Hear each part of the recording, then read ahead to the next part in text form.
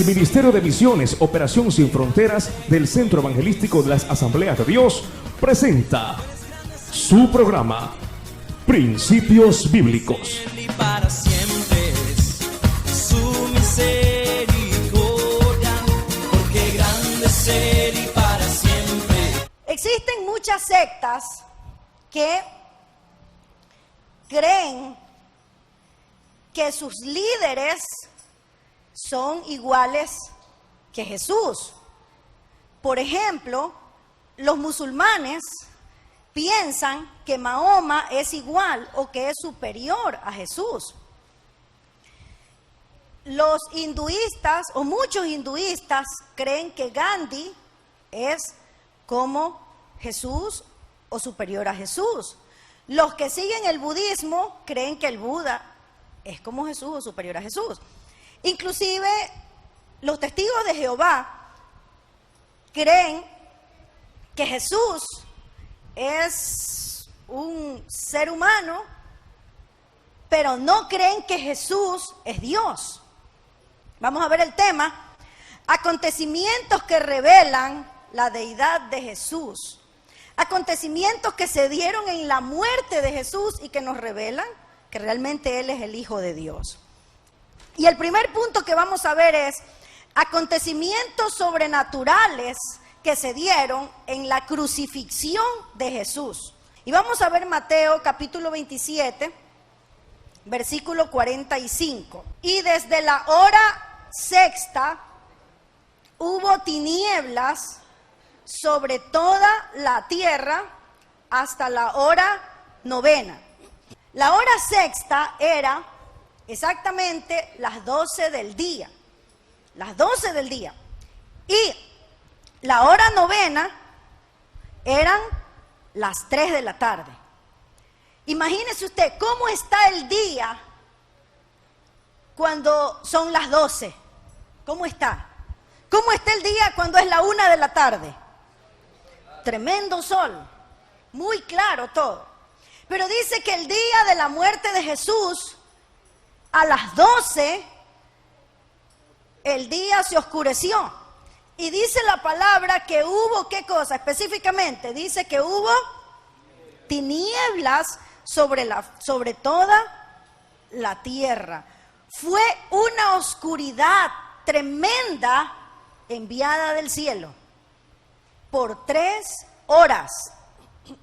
Aquí nosotros encontramos un primer acontecimiento sobrenatural que se dio en el día que Jesús fue crucificado. Usted ha visto las 12 del día hasta las 3 de la tarde se ponga todo oscuro. ¿Alguien ha presenciado eso alguna vez? Primer acontecimiento sobrenatural que vemos en la muerte de Jesús. Versículo 46. Cerca de la hora novena, Jesús clamó a gran voz diciendo: Elí, Elí, lama sabactani. Esto es: Dios mío, ¿por qué me has desamparado? Y algunos de los que estaban allí decían al oírlo: a Elías llama este. Jesús en un momento dado dijo o sintió el abandono del Padre. ¿Por qué sintió este abandono Jesús? Hermanos amados, porque Jesús estaba llevando el pecado nuestro. Dice la palabra de Dios que por nosotros Él se hizo pecado. Entonces, al llevar Él todos nuestros delitos y todos nuestros pecados en su propio cuerpo, entonces el pecado lo separa de Dios. Entonces Jesús siente esta separación, y realmente que ese es uno de los castigos más grandes que puede haber para un ser humano que ama a Dios. ¿Cómo se siente usted cuando de pronto le ha fallado al Señor? Se siente por los suelos. Pero Jesús no le había fallado a su Padre. Jesús vivió toda la vida en santidad. Pero a pesar de eso dice: ¿por qué me has desamparado? Él se sentía desamparado porque todo el pecado que nosotros hemos cometido recayó sobre Él. Todo el pecado de toda la humanidad, no solo de usted y de mí, sino de toda la humanidad. el castigo que fue derramado sobre él fue la separación de Dios que produce el pecado. Yo creo que también esta situación de Jesús cuando estuvo allí en la cruz y dijo, ¿por qué me has desamparado? El sentir el desamparo del Padre es una situación que Jesús la vivió para que ninguno de nosotros digamos, no, Él no sabe lo que nosotros sentimos. ¿Cuántos momentos de pronto usted ha vivido que ha pasado por un problema y ha sentido que Dios no está con usted? Hay momentos así en los que de pronto estamos bien afligidos y pensamos, ¿qué pasó con Dios? Hay un libro que se llama ¿Dónde está Dios cuando se sufre? Porque a veces cuando sufrimos pensamos que Dios nos ha abandonado. Pero realmente Dios nunca nos abandona. A veces nosotros nos alejamos de Dios porque nosotros cometemos pecados y no nos arrepentimos. Mas Jesús, habiendo otra vez clamado a gran voz, entregó el Espíritu. Aquí Jesús primero da un clamor y dice, Dios mío, ¿por qué me has desamparado?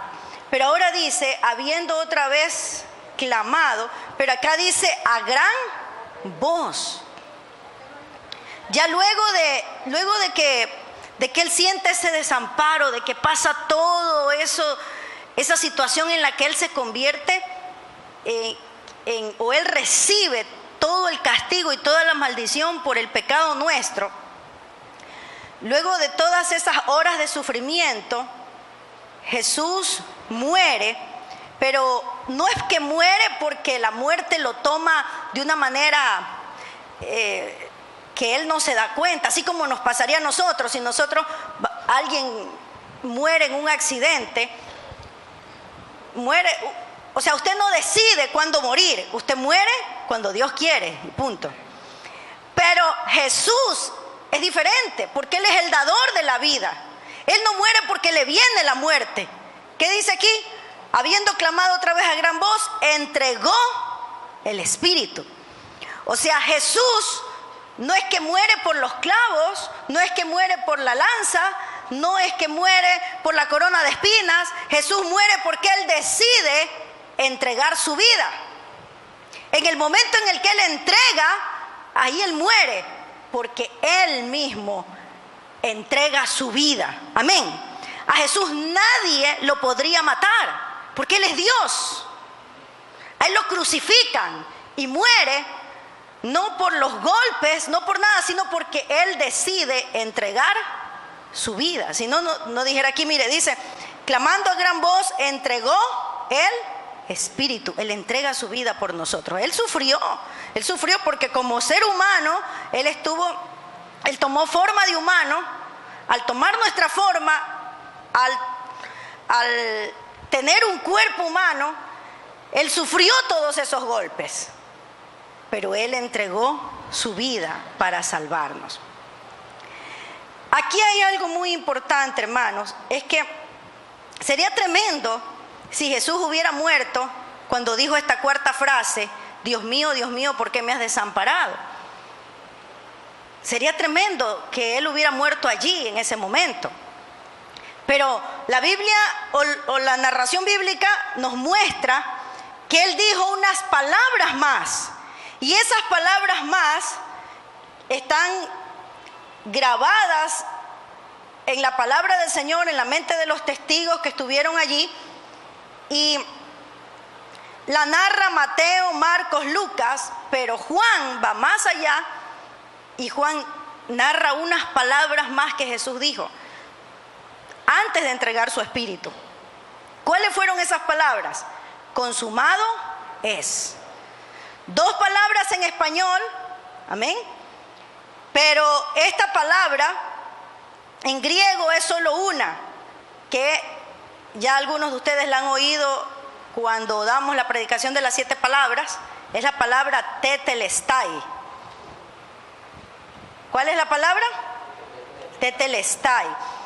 Entonces, cuando Jesús dice esta palabra antes de morir, esto significa, es el grito de uno que ha completado su tarea.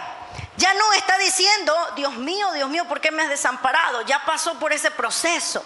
Ahora él grita, da una voz en alto y dice tetelestai, que significa consumado es, que quiere decir he acabado la tarea. Es el grito de uno que ha vencido en la contienda. Es el grito de uno que ha estado en una guerra y ha salido vencedor. Eso significa tetelestai. He vencido. Es el grito de la persona que ha salido de las tinieblas a la gloria de la luz y que ha alcanzado la corona.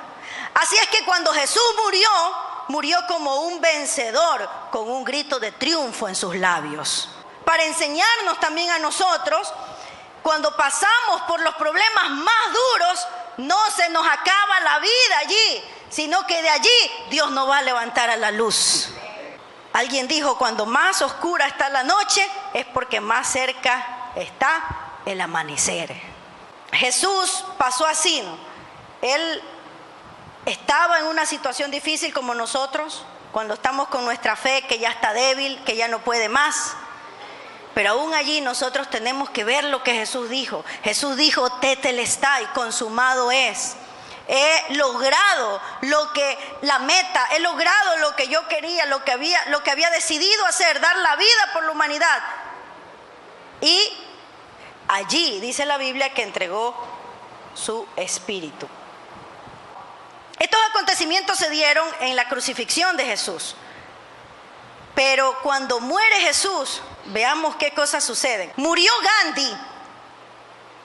Hubo tinieblas en toda la tierra por 3 horas o por lo menos por 20 minutos cuando murió Gandhi.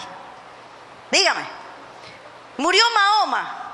Hubo tinieblas por lo menos 5 minutos cuando murió Mahoma.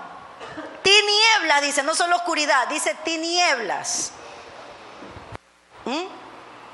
Cuando murió el Buda, ¿qué hubo? Nada, hermanos. ¿Por qué esta gente cree que estos hombres son más que Jesús? Pero mire esta prueba tremenda de que Jesús es el Hijo de Dios.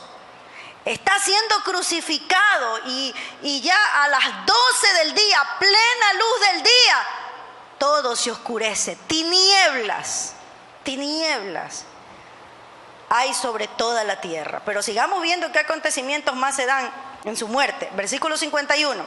Y he aquí, el velo del templo se rasgó en 2, de arriba a abajo. ¿Cuándo sucedió esto? Específicamente cuando Jesús entrega su vida. Cuando Jesús dice, en tus manos entrego mi espíritu, Jesús muere, así como usted ve en la película. Yo me imagino que así fue, ¿no? De pronto entregó su vida y ya murió. Inmediatamente dice la Biblia que el velo del templo se rasgó en 2, de arriba a abajo. El templo tenía un velo, que era un velo pero muy, muy grande era muy grueso. No recuerdo exactamente las medidas, pero cuando uno se pone a analizar eso se da cuenta que es algo no fácil de romper. Nadie lo podía romper. Y ese velo separaba el lugar santo del lugar santísimo. Al lugar santísimo solo entraba el sacerdote, el sumo sacerdote, una vez al año para hacer expiación de los pecados. Solo él podía entrar, nadie más. Imagínense, necesitaban de un sumo sacerdote para ir ante Dios. Sin el sumo sacerdote no se podía hacer expiación de los pecados.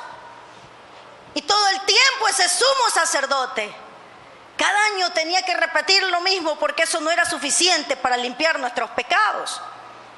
Y miren lo que sucede el momento en el que muere Jesús. Es que eso es simbólico, hermanos. Dice la Biblia que el velo del templo se rasgó, o sea, se partió. O sea, ¿qué está diciéndonos Dios con eso? Se acabó totalmente estas ceremonias judías. Se acaba este oficio sacerdotal. porque de ahora en adelante no necesitamos mediador humano, porque Cristo es el único camino al Padre. Luego de que todo se oscurece, luego de las 3 horas que Jesús pasa en la cruz, desde las 12 hasta las 3 de la tarde, estoy hablando desde las 12 hasta las 3, pero realmente la crucifixión empezó a las 9 de la mañana, ¿verdad? Ya habíamos visto eso en los mensajes anteriores. Estamos hablando ya de la segunda parte. Entonces, luego de que hay tinieblas, el velo del templo se parte en 2, hermanos amados. De tal manera que se acaba el sistema sacerdotal oficial que servía de mediador entre Dios y los hombres, y se da acceso directo al hombre a la presencia de Dios. Aleluya. O sea, con eso Dios que está diciendo, ya no necesitan matar corderos, ya no necesitan más sacrificios humanos, de animales que no limpiaban los pecados. Se sacrificaban esos animales porque sin derramamiento de sangre no hay perdón de pecados. Entonces siempre tenía que estarse sacrificando esos animales, y con el derramamiento de esa sangre se pedía perdón por los pecados. Pero ya no había necesidad de eso. Ya no hay lugar santo para Dios y lugar santísimo, porque en todo lugar está la presencia de Dios. Amén. Usted puede venir aquí y adorar a Dios, y usted puede arrodillarse en su cuarto junto a su cama y saber que allí está la presencia de Dios. Amén. El oficio, ¿y qué más nos dice con eso?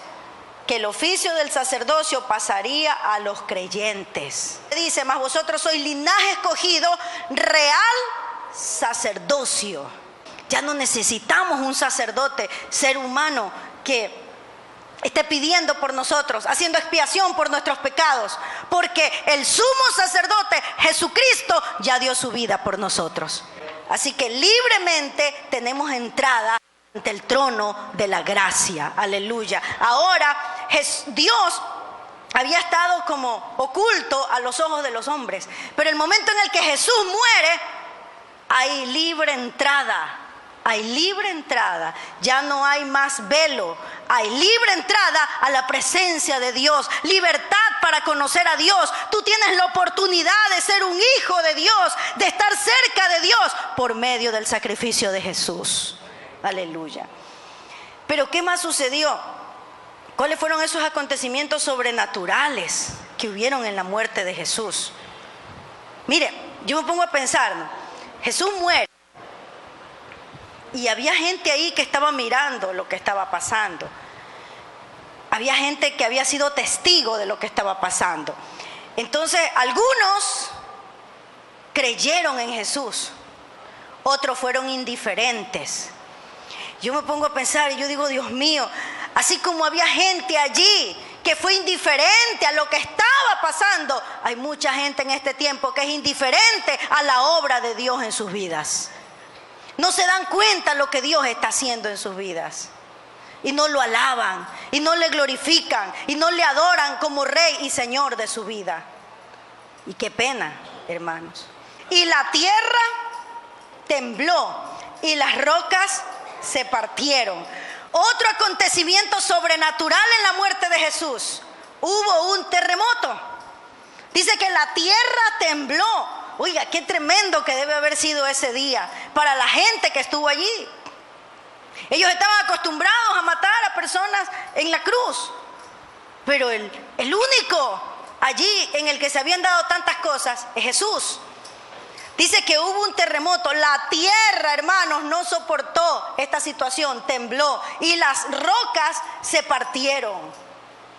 Eso debe haber sido algo tremendo para ellos. Y para nosotros entender que estos acontecimientos nos dicen que Jesús es el Hijo de Dios. Versículo 52. Y se abrieron los sepulcros, y muchos cuerpos de santos que habían dormido se levantaron. Y saliendo de los sepulcros después de la resurrección de Él, vinieron a la santa ciudad y aparecieron a muchos. Mire el otro acontecimiento sobrenatural que se dio cuando murió Jesús. Dígame, cuando murió Mahoma, ¿quién resucitó? Cuando murió el Buda, ¿quién resucitó? Cuando murió Gandhi, ¿quién resucitó? Cuando muera Jessica, ¿quién va a resucitar? Nadie. Porque nosotros sí somos seres humanos que Jesús también tomó forma humana. Pero Jesús tomó forma humana, pero Jesús también era Dios. Amén. En cambio, nosotros somos seres humanos y nada más. Todos los que estamos en la tierra, todos los seres humanos. Amén. Pero cuando Jesús murió, hermanos, ¿sabe lo que sucedió? La muerte, porque el momento en el que Jesús muere, la muerte es vencida por Jesús. La muerte ya no puede seguir reteniendo a todos los muertos ahí.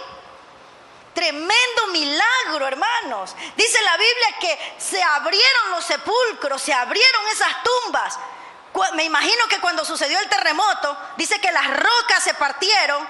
Me imagino que con este terremoto las tumbas se abrieron, los sepulcros se abrieron. El poder de Dios, Dios estaba venciendo la muerte. Y los mismos muertos ya tuvieron que levantarse de allí. Se levantaron, dice. Muchos cuerpos de santos, pero mire los que resucitaron, ¿eh? Los que resucitaron ya en ese tiempo.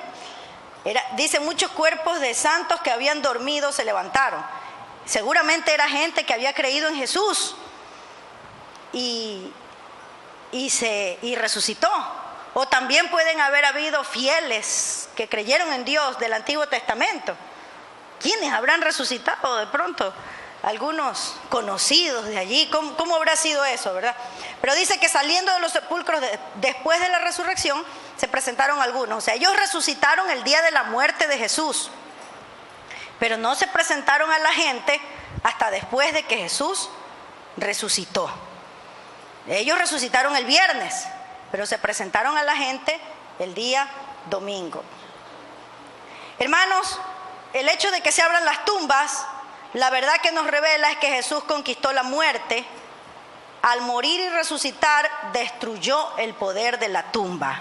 Se levantaron, aparecieron. ¿Cómo habrá sido, no? Imagínese usted una persona que usted ya lo tenía por muerto, ya murió, ya lo sepultó, ya estuvo en el velorio, en el sepelio, y pronto se le aparece. ¡Qué tremendo! ¿Cómo habrá sido eso? Yo creo que todo esto es para demostrar el poder de Dios que había en Jesús. Pero ellos resucitan, al igual que Lázaro resucitó, Jesús lo resucitó, la hija de Jairo también resucitó, y algunos otros resucitaron en el tiempo que Jesús también les dio la orden de que se levanten. Pero ellos volvieron a morir. Volvieron a morir, porque esa no es la resurrección final. Porque la Biblia habla de que Jesús es las primicias de los que resucitaron, de los que durmieron.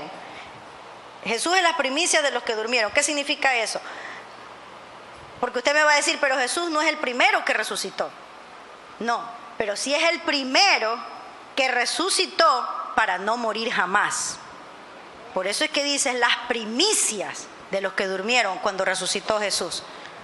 Porque resucitó, no fue el primero que resucitó, pero es el primero que resucita para no morir jamás. En cambio, Lázaro resucitó y estos muertos resucitaron, pero después volvieron a morir. Porque no era el tiempo de la resurrección, cuando el Señor nos levante a todos y nos lleve a morir con Él, para la vida eterna. Resurrección para vida eterna. Eso es en otro momento. Amén. Entonces, a causa de su vida, su muerte y su resurrección, la tumba ha perdido su poder, el sepulcro ha perdido su terror. Sí da terror cuando uno piensa, ay Dios mío, me toca morirme en algún momento, me van a tirar allí donde me van a poner un poco de tierra, los gusanos, tal cosa. Un poco de terror, pero cuando ya uno piensa, no importa, todo eso va a pasar, es que tiene que pasar. ¿Sabe por qué tiene que pasar? Hermanos, si Adán y Eva no hubiesen hecho lo que hicieron, tuviéramos vida para siempre. Pero tampoco le podemos echar la culpa solo a Adán y Eva, porque capaz que si nosotros éramos Adán y Eva, también hacíamos lo mismo. Pero Dios le dijo a Adán, el día que comieres de este árbol, moriréis, del fruto de este árbol moriréis. Pero el diablo le dijo, no morirás, lo engañó. Le dijo parte verdad y parte mentira, porque no iba a morir en ese momento, pero igual iba a morir. Si obedecía, no hubiera pasado nada de lo que pasó. Adán, Dios lo puso como que señorease la tierra, ¿no? Nada, eso era un paraíso, era algo precioso. Pero el momento en el que él cometió pecado, todos ya vinimos con eso y todos tenemos que morir. Tenemos que experimentar ese momento. Pero si Jesús no hubiera muerto, nosotros nos quedábamos allí. El asunto es que para nosotros, ahora que creemos en Jesús, porque Jesús murió y resucitó, nosotros tenemos una esperanza de que de la tumba Él nos levantará. Aleluya. No nos vamos a quedar ahí para siempre. De ahí seremos levantados por el poder de Dios. Y como para que entendamos un poco esto y tengamos fe, en ese tiempo ya Dios levantó a algunos muertos. En ese tiempo, como para que entendamos, mira, Dios tiene poder, esto va a pasar con nosotros, aleluya. Por eso nosotros tenemos una esperanza, la esperanza de la resurrección. Amén. Bien, mis hermanos, frente a todos estos acontecimientos, nosotros debemos reconocer que Jesús es realmente el Hijo de Dios. Versículo 54. El centurión y los que estaban con él, guardando a Jesús, visto el terremoto y las cosas que habían sido hechas, temieron en gran manera y dijeron, verdaderamente este era Hijo de Dios. Y ese es el objetivo al estudiar este pasaje bíblico, que nosotros actuemos como el centurión con toda esa gente que le acompañaba. El centurión con esa gente que le acompañaba no tomó la actitud de la indiferencia como los demás, ni la actitud de rechazo.